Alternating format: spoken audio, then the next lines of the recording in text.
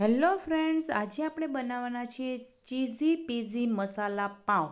એકદમ ટેસ્ટી બને છે. તેના માટે મેં 4 નંગ મીડિયમ સાઇઝની ડુંગળી લીધી છે, ચોપ કરી લીધી છે. 3 કેપ્સિકમ લીધેલા છે, એને પણ ચોપ કરી લીધા છે.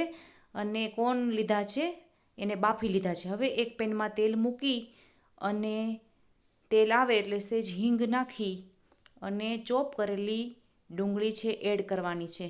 એને મીડિયમ ફ્લેમ પર સાંતળી લેવાની છે અને મિક્સ કરી લેવાની છે.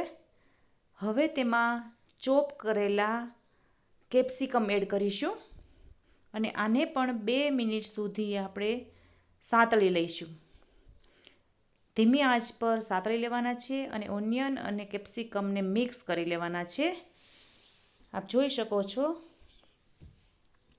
આ રીતે 2 થી 5 મિનિટ સુધી સાંતળી લઈ અને બાફેલી મકાઈ છે એના દાણા એડ કરવાના છે અને સારી રીતે મિક્સ કરી અને 2 મિનિટ સુધી રહેવા દઈશું.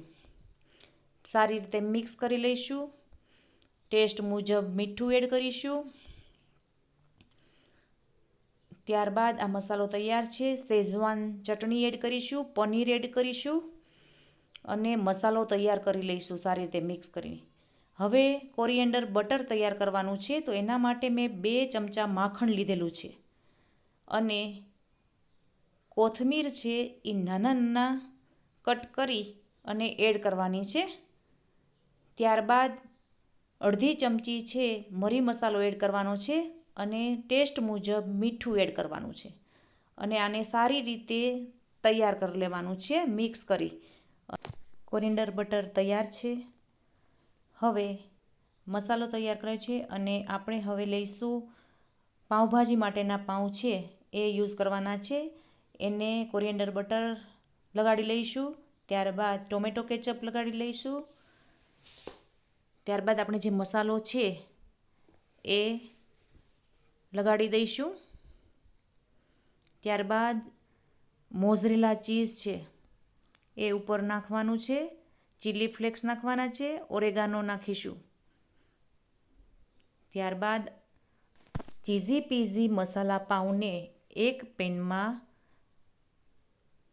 ફ્રાય કરી લઈશું. એક પેનમાં તેલ લગાડી અને તેમાં તૈયાર કરેલા ચીઝી પીઝી મસાલા પાઉં મૂકી અને 2 મિનિટ માટે ઢાંકી અને તૈયાર કરીશું. તો રેડી છે આપણા ચીઝી પીઝી મસાલા પાઉં. આ મસાલા પાઉં એકદમ ટેસ્ટી અને પીઝા જેવા સ્વાદિષ્ટ બને છે. જો મારો વિડીયો ગમે તો લાઈક, કોમેન્ટ અને શેર કરજો. Thank you.